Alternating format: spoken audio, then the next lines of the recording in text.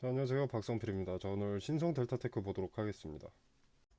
자, 최근에 논문 이야기가 좀 많죠. 뭐 당구 뉴스부터 시작해서 APL 논문 게재까지 좀 정리해서 말씀을 드리자면, 자, 일단 언론에서 APL 논문 청신호라고 이야기하는 것이 이유가 뭐냐면, 자, 일단 8월에 일단 이석배 팀이 APL에 제출했다는 뉴스가 있고요. 그리고 이번 뉴스는 APL 억셉되는 순서에서 동료 평가라는 게 있는데, 자, 동료 부정 평가,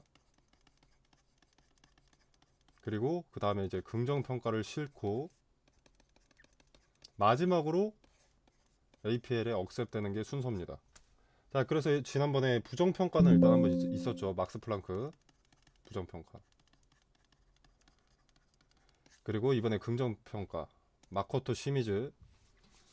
자, 이렇게 부정평가와 긍정평가가 나왔다는 건 이제 논문 APL 마지막 절차라서 이게 억셉에 가까워졌다는 의미로 볼 수가 있는 겁니다. 그래서 언론에서 청신호라고 하는 거고요.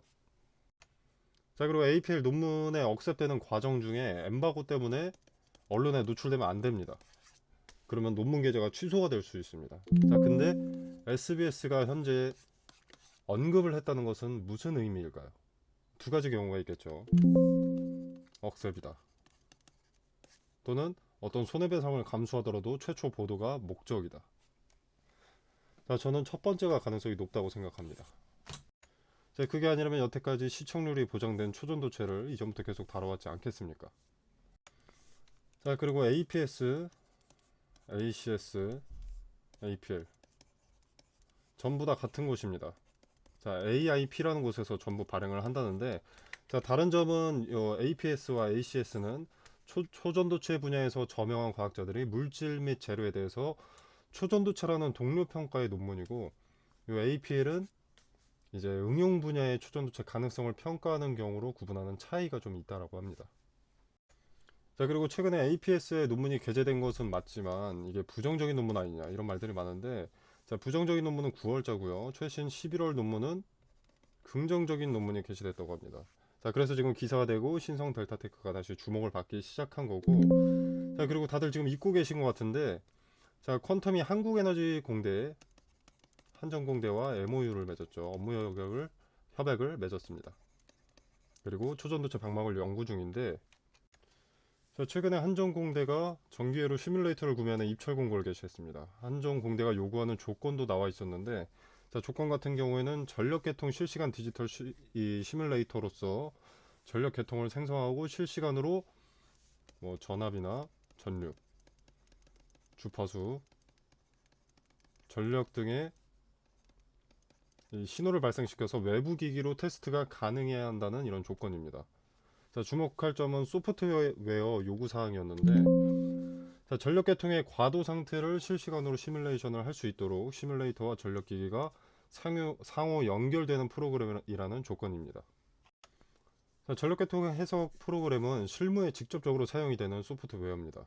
자, 이걸 한전공대가 구매 발주를 넣으면서 이제 LK99 방막의 전자기적 성능 실험이 아닌가 이런 목소리가 나오고 있고요. 그리고 방막 개발에 성공했다는 가능성도 있습니다. 자, 일단 방막 개발이 실패했다면 굳이 전기회로 실험까지 갈 이유가 없습니다. 그죠? 자, 뭐 아직까지 확실한 부분은 아니지만 현재까지는 추측으로 나오는 내용인데, 한전공대가 핵융합 실험로에도 쓰이는 이 시뮬레이터가 필요한 이유, 구매하려는 이유가 LK99와 관련이 있는지 주목할 필요가 있겠습니다. 자, 그리고 MSCI 지수 편입 리뷰 결과가 현재 이제 발표가 됐는데, 실제 지수에 편입되는 리밸런싱은 30일, 이달 30일이고요. 그리고 MSCI 지수에 편입이 되면 이 지수를 추정하는 패시브 자금의 유입이 있기 때문에 수급세가 더해지면서 주가 상승의 요소로 작용을 합니다. 그래서 호재로 분류가 되죠. 자, 그래서 제가 명단을 한번 훑어봤는데, 자, MSCI 코리아 인덱스 추가된 것 하고 이렇게 좀 나열이 되어 있습니다. 기업 이름들이 뭐 코엘 패션, 파도 카카오 게임즈, 롯데 에너지 머티리얼즈, 펩트론 등등이 있고, 여기 신성 델타테크라고 나와 있죠. 자, 발표 예정이 11월 15일이었고 리밸런싱은 11월 30일 종가. 자, 그리고 효력이 발생하는 것은 12월 11일부터입니다. 지금 미리 상승하는 거는 이 MSCI 지수 편입도 어느 정도 영향이 있다고 볼 수 있겠죠. 자, 패시브 자금 유입으로 수급이 들어올 예정이기 때문에 저점으로 판단한 매수세가 더해지면서 이제 상승한다고 볼 수가 있습니다. 좋죠. 좋은 건데, 자, MSCI 지수 편입으로 한 가지 단점은 이제 공매도가 가능해진다.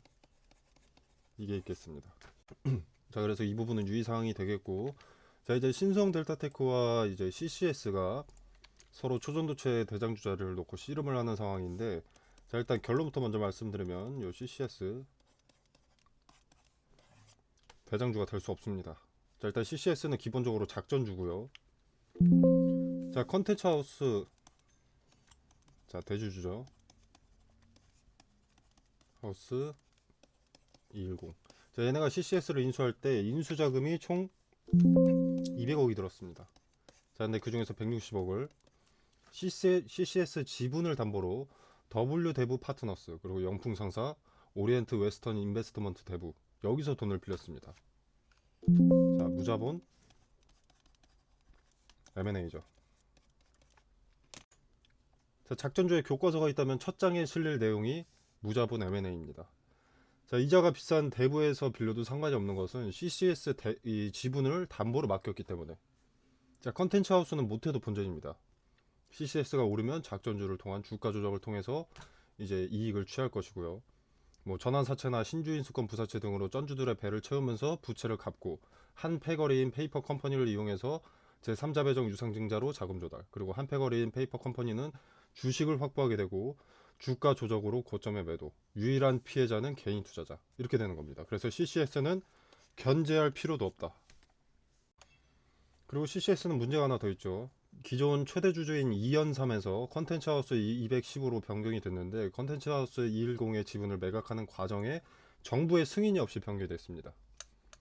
자, 방송사업자의 지분을 사들여서 해당 사업체의 최다액 출자자가 되려면 방송법에 따라서 과기정통부 장관 또는 방송통신위원회 변경 승인을 얻어야 하는데, 변경 승인을 받지 않은 채 잔금을 모두 납부했다고 합니다.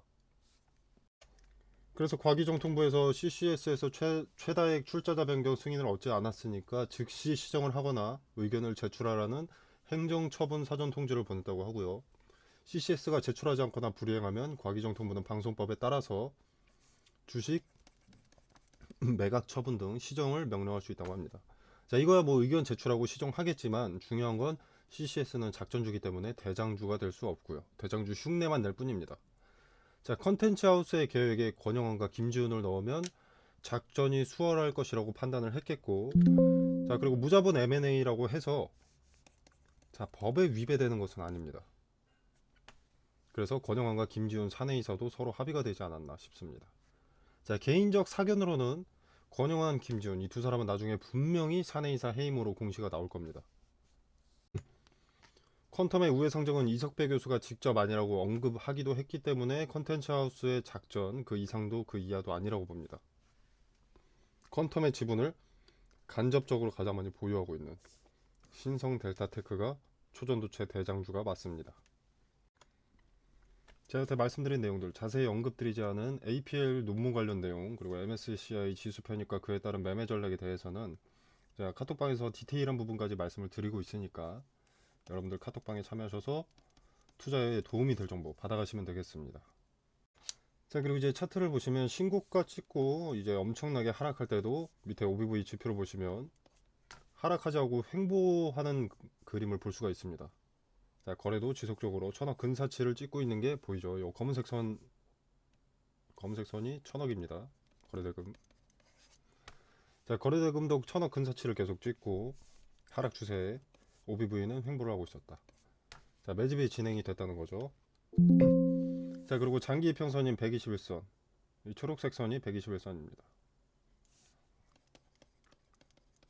자, 하락 추세가 이어지다가 121선을 터치하고 반등에 성공했습니다. 자, 장기 이평선의 지지를 받았다는 것은 장기 매물의 지지를 받았다는 의미이기 때문에 주가를 주도하는 주체가 여기서는 받아줬다, 말아 올렸다라고 생각을 할 수가 있겠고요. 자, 그리고 제가 지금 파란색 수평선을 하나 그어놨는데, 자, 이 자리까지는 상대적으로 쉽게 도달할 수 있을 겁니다. 자, 다만 이 자리는 기존에 주가가 고점일 때 바닥이 되어주던, 지지가 되어주던 그런 자리였습니다. 여기서도 다시 추세가 꺾일 때 여기를 터치하고 반등했죠. 여기를 터치하고 반등했고, 이런 기준이 되어주는 자리였기 때문에 지금 상황에서는 여기에 도달을 한다면 저항의 포지션을 잡게 될 겁니다. 자, 그래서 이 자리에 대량 거래를 동반해서 돌파를 하느냐, 저항받느냐에 따라 여러분들 매매 포지션을 달리 하셔야 됩니다.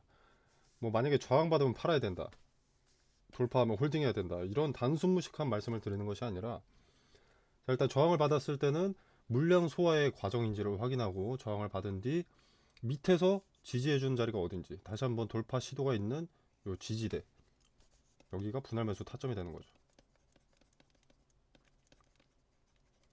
이 지지가 수차례 반복이 된다면, 수차례 수렴이 된다면 분할 매수의 근거가 되는 겁니다. 이렇게 분할 매수의 근거를 찾고, 반대로 거래를 동반해서 돌파한 경우 단기 저항을 또 찾아야겠죠. 이렇게 단기 고점을 특정해서 분할 매도할 근거를 찾아야 된다는 거죠. 그리고 또는 이렇게 여기서 다시 단기 저항을 받았을 때 이 자리에 다시 한번 지지를 해주는가, 그럼 이 자리에 또 분할 매수가 가능해지는 겁니다. 이 기준점을 중심으로 매매의 근거들을 수집을 해야 된다는 이야기입니다. 자, 그리고 신성델타테크의 이석배가 방문했다는 찌라시 같은 경우에는 조회수에 미쳐있는, 조회수보다는 번호 수집에 미쳐있는 그 일부 유튜버들이 없는 말 지어내는 겁니다. 자, 확인됐으면 현장에 나가 있는 기자들이 먼저 알 수밖에 없습니다. 이석배가 뭐 신성델타테크 방문한 게 엠바고로 제한될 이유는 없죠. 단순 찌라시고 헛소리입니다, 헛소리. 자, 참고로 번호 수집하는 애들한테 문자 메시지 보내면 99% 확률로 여러분들 전화번호 판매됩니다. 그래서 주식 문자가 여러분들한테 오는 거예요. 판매가 됐기 때문에. 정말 정보를 공유해주고 싶은 목적이라면 카톡방이나 텔레그램, 아니면 본인 인터넷 블로그에 공유를 하면 될 텐데 왜 문자 메시지를 요구하겠습니까? 그래야 주식하는 사람의 전화번호를 알 수 있기 때문에. 자, 아무튼 퀀텀의 초전도체 LK99에 대한 기대감을 온전히 받을 상장사는 신성델타테크가 유일합니다. 자, 여기에 대한 정보 카톡방에서 공유하고 있으니까 개인정보 공개 없이 자유롭게 정보 받아보시길 바라겠습니다. 제 카톡방은 이렇게 영상 설명 더보기란을 보시면은 이렇게 오픈 카카오톡방 링크를 제가 걸어뒀습니다. 그리고 고정 댓글로도 걸어둘 테니까 자유롭게 입장해 보시면 되겠습니다. 자, 그리고 이거는 제가 8월 11일에 신성 델타테크가 최초 매매 거래가 정지될 때 추천이 나갔던 종목들입니다. 자, 서남, 덕성, 파워로직스, 원익PN이라는 종목이 추천이 나갔는데, 추천드렸던 이 종목들은 초전도체 관련주고요. 제가 단기 테마성 종목을 보통 권유하진 않는데 단기적으로 수익을 먹을 수 있을 명확한 근거가 나와서 추천이 나갔습니다. 자, 그 근거로는 대장주인 신성 델타테크의 단기 급등으로 매매 거래가 정지 기준가를 넘는 것을 포착을 했고요. 그리고 종가가 기준가를 넘어서 마무리되어가는 과정에 장 마감 직전에 수급이 테마 후발주들 서남, 덕성, 파워로직스, 원익PN이 여기에 몰리는 것을 포착했습니다. 자, 대장주인 신성 델타테크가 매매가 되지 않는다는 것은 관련 테마주의 급등을 예고하는 것이고, 장 마감 직전에 그 수급의 이동을 포착을 했기 때문에 시초의 베팅을 추천했습니다. 자, 단 함정의 가능성도 있기 때문에 거래대금이 오전장에 300억 이상 몰리는 종목에다가 매수를 하라고 설명을 드렸고요. 자, 그래서 이 종목들의 수익을 좀 보여드리자면, 원익PN이 자, 8월 11일 다음 거래일 종가 16.8% 올랐고요. 그 다음 날도 11.68%가 올랐습니다.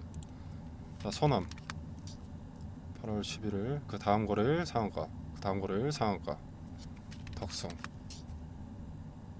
8월 11일 상한가, 상한가.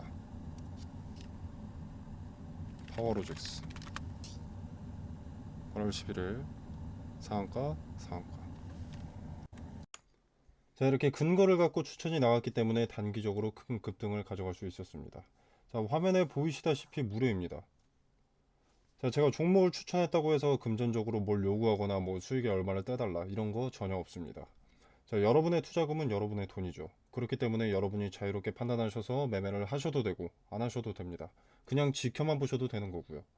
제가 뭐 맛있는 거 추천했다고 해서 여러분이 무조건 드셔야 할 필요는 없지 않겠습니까? 먹고 싶으면 먹는 것이고 먹고 싶지 않으면 먹지 않는 것이고. 자, 기존에는 제가 전화번호로 문자 메시지를 보내주시면 카톡방 링크를 직접 보내드렸었는데, 자, 이제 고정 댓글에 카톡방 링크를 걸어두겠습니다. 공유해 놓도록 하겠습니다. 자, 비용 발생하는 거 아니니까 받아보실 분들은 카톡방에 참여하셔서 보유 종목과 보유 종목 분석과 매수 매도 타점, 그리고 추가적으로 리스크는 낮고 투자 매력도가 높은 수익의 근거가 있는 종목 받아보시길 바라겠습니다. 자, 물론 투자는 여러분의 자유이기 때문에 투자를 하셔도 되고 그냥 지켜만 보셔도 됩니다. 제가 말씀드리는 종목이지만 수익이 나는지 안 나는지 먼저 지켜보시고 판단이 서시면 그때 투자하시는 게 좋다고 봅니다. 그래야 여러분의 리스크가 낮아지니까요.